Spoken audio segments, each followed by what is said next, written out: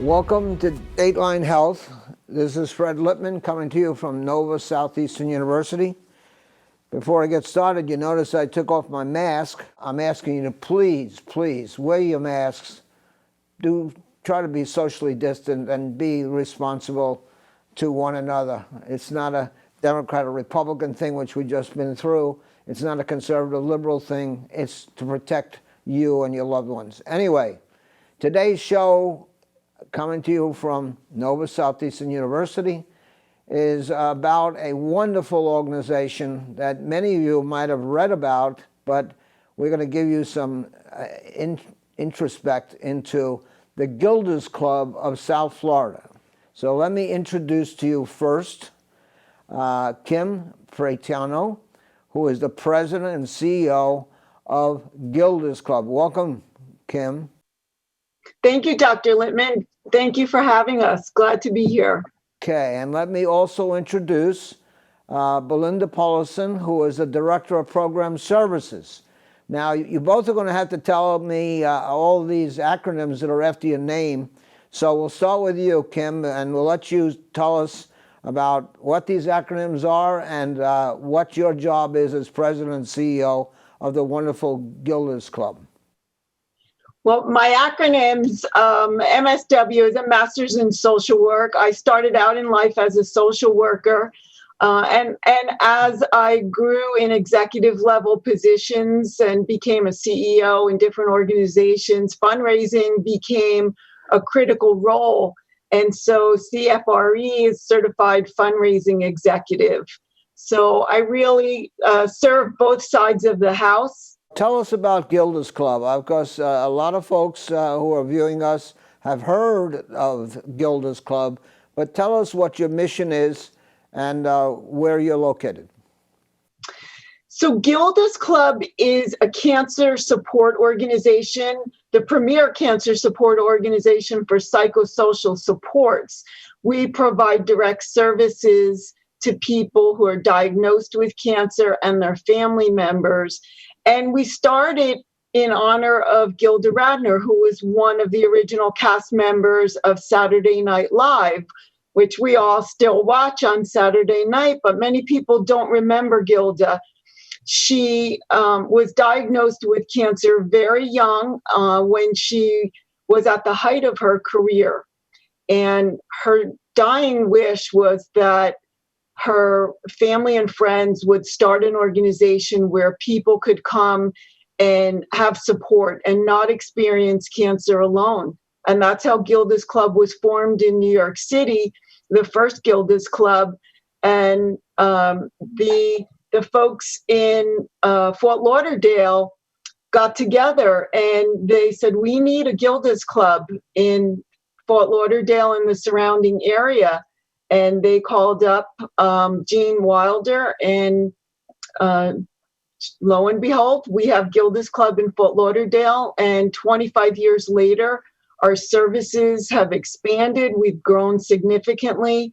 We have 50 affiliates across the country that are part of the Cancer Support Community Network, and we are one of them. We serve 4,500 individuals a year. So we've come a long way since the early years of Gildas Club South Florida. And I don't know that Gilda Radner ever could have imagined that cancer would be such a leading cause of death and that the services would be so much needed, especially in South Florida. Well, and again, just to let the audience know, this is your venue is a regional venue when you say of South Florida. Yeah, and I'll let Belinda expand on this, but I want to make the point that there are so many different factors that go into health outcomes. We talk about the social determinants of health in many different aspects of illnesses, and it's no different with cancer. And when you look at the clinical work that the medical community does for cancer, it's critical, but it's one piece. It's about 20% of what someone's determinants of health are. because there are so many other things that go into how a person recovers and what happens in their illness and whether they adhere to treatment. And those things are how they're handling life emotionally, the amount of depression and anxiety that they experience, what's happening in the rest of their lives. Do they have money for food? We're in the middle of a pandemic right now, and cancer patients are so socially isolated already, and the pandemic is keeping them even more isolated. They need to protect themselves. They have a weakened immune system in many cases. So those things are important. Whether someone can pay for medication, whether they have health insurance, whether they have housing and transportation, all factors into health outcomes. Belinda Paulicin, you're the Director of Program Services, so maybe you can expand on what Ms. Praitano has just told us. As Kim was saying, there's so many social factors that need to be addressed when someone is diagnosed with cancer. So we do provide the support through our support groups and individual counseling. But in addition to that, we know that living a healthy lifestyle and encouraging that. So we have programs where we focus on providing the healthy living classes and bringing that information about good nutrition and really helping folks be able to obtain the best health that they can, even in the midst of going through treatment and even beyond cancer treatment. We also believe in empowering folks with information. So we bring in lots of doctors and lots of experts in the field of cancer and cancer treatment to come and share information so that they're informed and they're able to do make informed decisions as it relates to their treatment options. The other thing is, breaking that isolation, as Kim says, and right now with this pandemic, it really has to be intentional. It has to be something that everyone really works harder to do because we're in this virtual world. And so we really try to make our clubhouse be a warm and friendly and home-like environment, and even transition that into our virtual world in the events and activities that we do. Trying to keep one focus on their well-being through cancer is really what we look to do. And really, it's important information, feeling support to help anyone who's diagnosed with cancer and the family members. What is your connection with the community that has come, particularly to South Florida, in the medical community, and the equipment and the centers that have been dedicated to the care of cancer? There must be a tremendous influence on your work and your ability to provide information and dialogue. We work with almost every cancer center in South Florida. And those doctors that have come to South Florida and the cancer centers that have grown here have afforded lots of opportunities for our members to access care. And it also has afforded the opportunity for us to get the best educational programs. Those doctors are the people who provide the cancer education for anyone who comes to Gilda's Club. Yeah, because with the advent of new knowledge and new techniques and new therapeutics, you have a plethora of oncologists and other associated medical professionals that are now available to give advice, not necessarily therapeutic advice, but to give advice. You must have seen a dramatic change over the last 5 to 10 years. We have, and we've had, Belinda can share a little bit about all the different educational programs that we do offer in Spanish and in English now.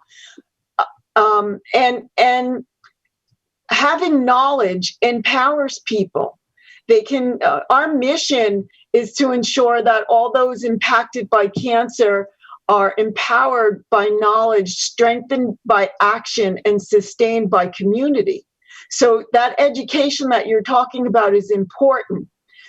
But I want to ensure that people understand that all of the best medicine is important, and the best doctors are important, but we also need people to get into care early. We need early screening and early intervention to ensure that the treatment options available are the best for that person, and that they have all of those options to choose from.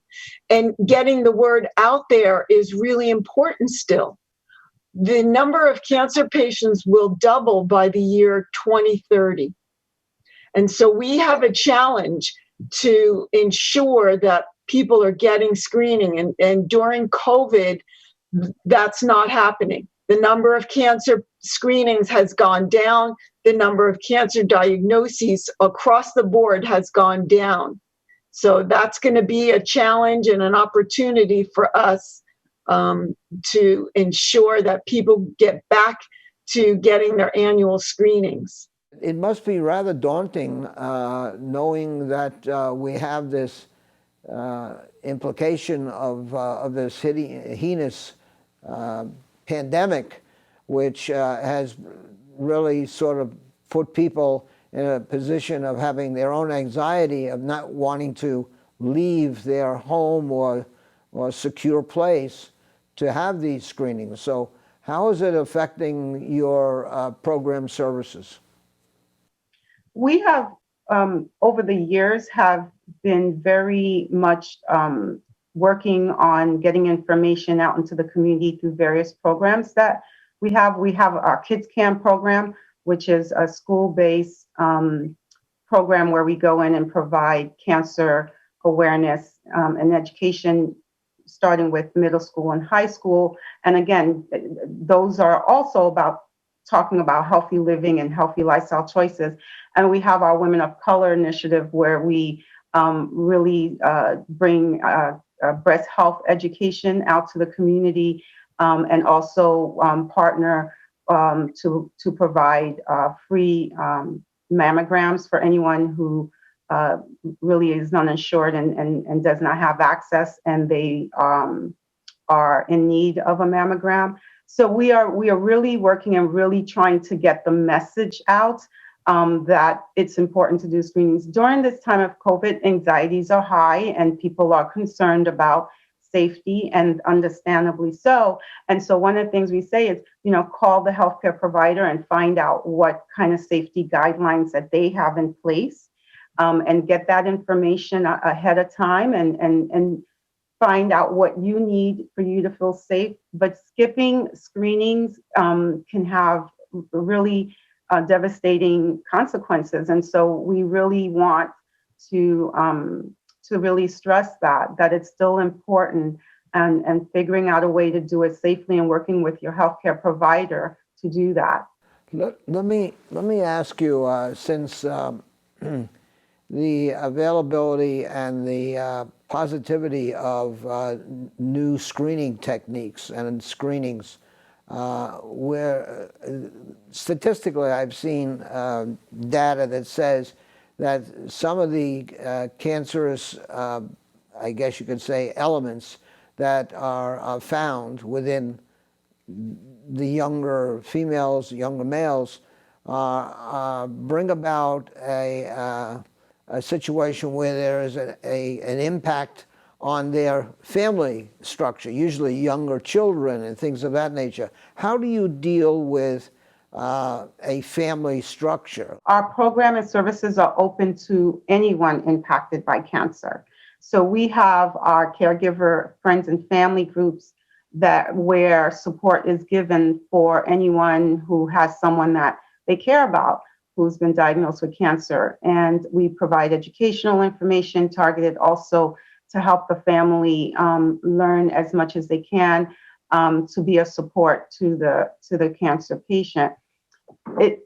and you're right, no one lives just kind of like in this vacuum. So cancer does not just impact the person that's diagnosed, the individual is diagnosed, it impacts the whole family. So we have our children's program where we have support groups for children. And there they can talk about how cancer is impacting them, whether they themselves are diagnosed with cancer or their caretaker or their parent. That's an opportunity. So that's one way. The other thing is really trying to do things where families can get together. So we have our family fun events. And as you said, everyone goes home to their home. And when you're diagnosed with cancer, your children, their lives change too, and anyone around you. So we really work to equip everyone and provide the support throughout the family system so that we can maintain that strong family structure. Kim Praitano, I know, knowing that part of your job is finding dollars to make your Gildas Club and all Gildas clubs viable. What do you do relative to making the general community at large who wants to be participatory to try to help you monetarily and otherwise? Mm-hmm. Yeah, you're right, Dr. Lippman. All of our funding depends on private donations. So grant writing and getting money from foundations is important to us for our larger programs, but any individual in the community can help us in so many different ways. They can come to our events, they can get involved in volunteering and in leadership. They can give directly to our organization. We have a virtual walk run going on right now because we know people are afraid to come out, and we wouldn't want people to come out in a large group, but we do have to raise money. And so we're having a walk run where people can do that on their own or with their family members that they feel safe with and still donate to Gildas Club. And we're doing this fundraiser over social media so people can post their race and walk results and what they did, and they're posting videos.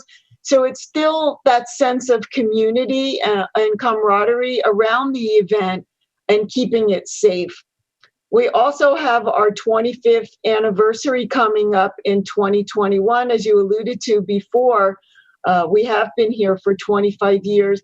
And in 2021, it will be a celebration of the 25 years of all the hard work of our founding board members, all the board members along the way who have led this organization, all of the CEOs and staff members who have worked here, and the volunteers. We've had hundreds of volunteers who have walked through these doors. And so we hope everyone will celebrate with us, whether it's, and it will be virtually, it will be in March. And we'd like people to participate with us. It will be, you will be able to view on YouTube and other video streaming, and we'll get that information out. So we hope that people will still call us, and we encourage you to call us to find out how you can get involved in a safe way. With reference to that, do you have a specific date already chosen? The date for our Saturday Night Live event is going to be in March. I believe it will be March 6th. It's a Saturday night.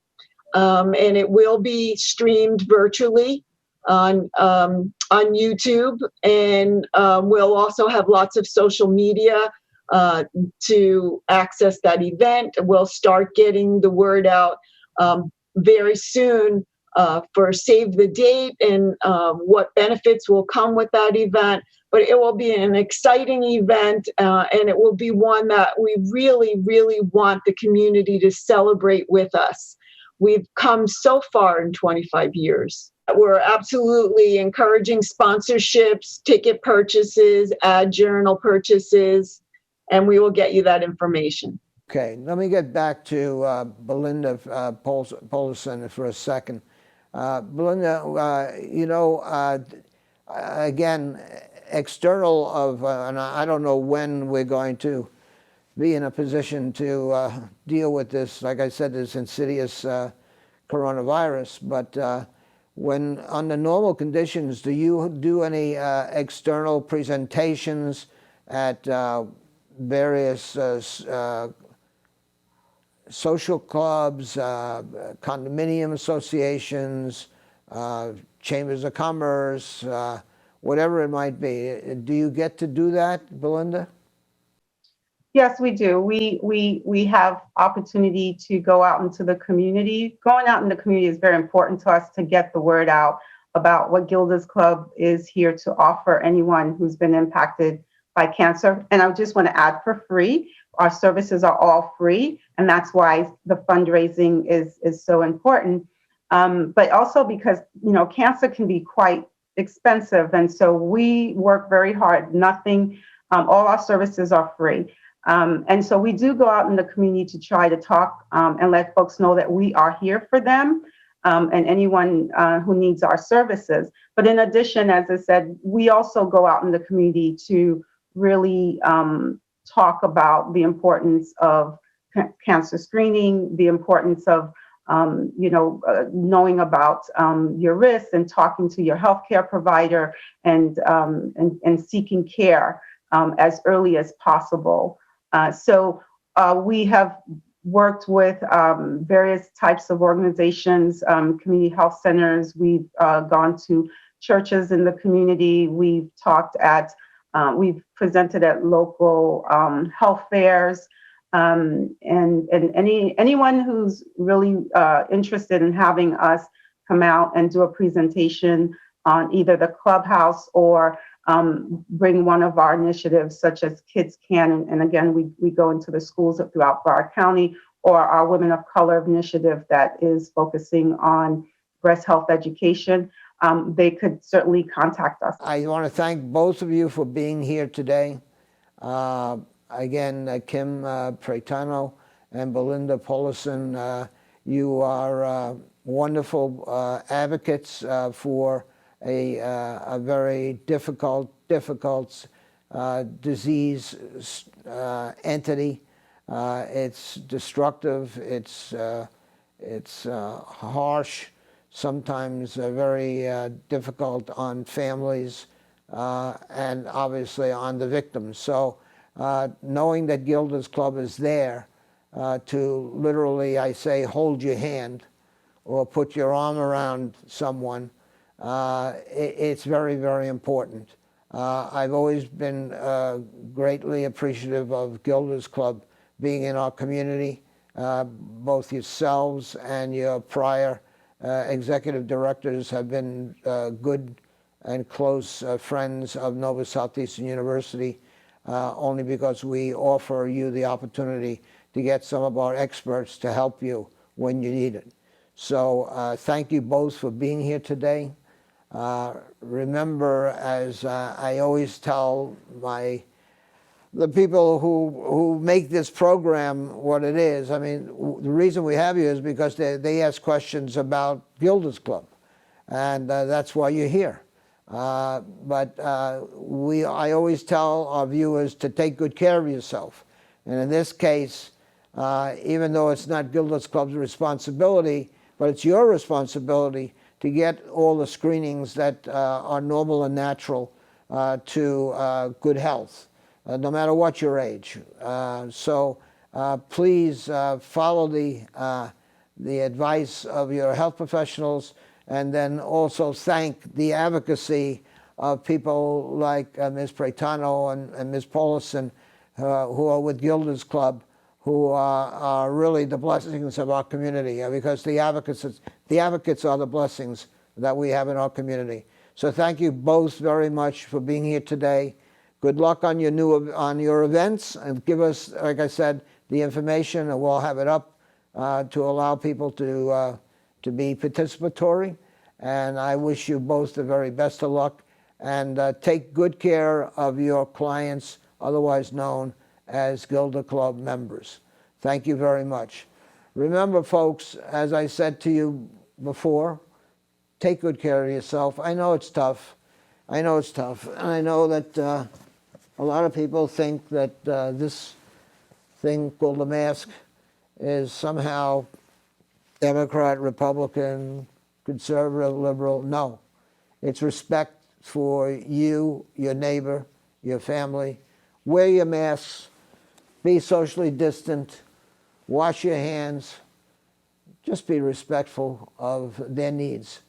Even if you don't think that you're capable of getting the virus, believe me, it's an insidious thing, and we're headed towards a bad time of the year. So I'm not a prognosticator, but I am a believer in fact. So please take good care of yourself.